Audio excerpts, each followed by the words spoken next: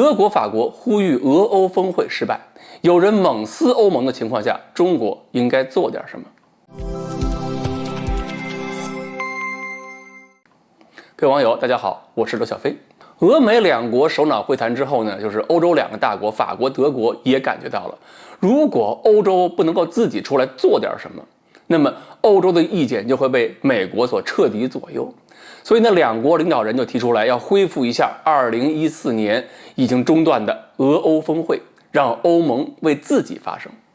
法国这个领导的观点是什么呢？欧盟跟俄罗斯的交往中是必须要采取主动，这是一场捍卫自己利益的一个对话。德国领导人说的是，我们必须以欧盟的身份寻求与俄罗斯及其总统直接对话。但是德国《世界报》报道了，说6月25号欧盟峰会那一天就吵了一天下来，未能与这个俄罗斯进行高层会谈达成一致，并且相反，欧盟还在探索对俄罗斯搞一些新的制裁方案。所以这个有媒体就评论说，这个德国领导人是以失败者身份走出会场的，说这个遭遇呢相当尴尬，而且呢这也是这个领导人最后一次参加欧盟峰会嘛。那他以这个失败者的形象告别峰会，而不是以胜利者形象告别峰会，显得比较狼狈一些。不过呢，人德国人自己说了，本来呢是期待了欧洲能够走出勇敢的一步，但是现在也没什么关系，我们还会继续努力。法国方面呢倒是给了自己一个圆场，说是欧盟内部团结更重要嘛，俄罗斯那边可以放一放，不是首要的。俄罗斯倒是正式表态了，说是表示遗憾，说这个欧盟受到了不少激进的少数的阻挠。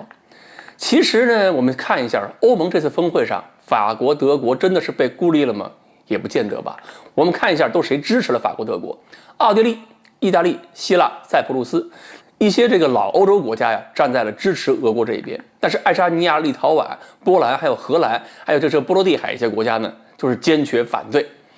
其实说到底呢，还真不是德国、法国被彻底孤立，就是一个新欧洲、老欧洲出现一个分裂。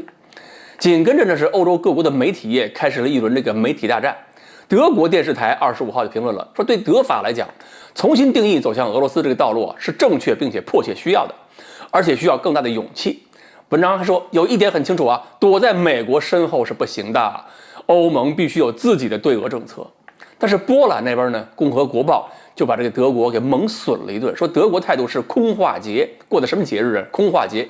说俄罗斯不是你德国人的威胁你德国人就离不开俄罗斯，你们不就是想通过廉价天然气管道世世代代的把你们自己跟俄罗斯连在一起吗？波兰这个媒体怼德国怼得挺损的，不过呢，反正每次看到波兰人同时骂俄罗斯和德国的时候，我都想回顾历史。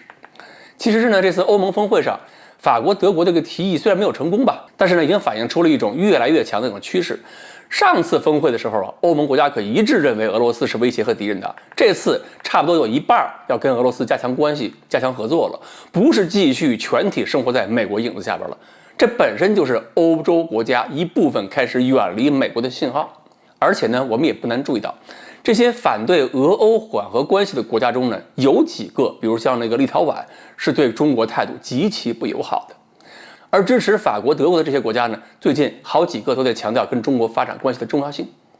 所以呢，这个峰会的结果呢，可能对德国、法国来讲不太理想，但是对我们来讲呢，也能看清楚一件事儿，就是欧洲的立场越来越无法统一，越来越分裂。这对中国来讲是个好消息，而且只要更多的欧洲国家和美国不是走在一条路上，那么美国以后可以拉拢在一起，对中国进行围堵的帮凶也就越来越少了。中国在这个时候可以通过经贸活动通过“一带一路”建设，让欧洲更多的国家看清楚，离开美国是可行的。好，关于这次峰会，德国、法国到底是不是真正的输家，我们就分析到这里。欢迎大家继续关注我们的栏目，我们下期再说。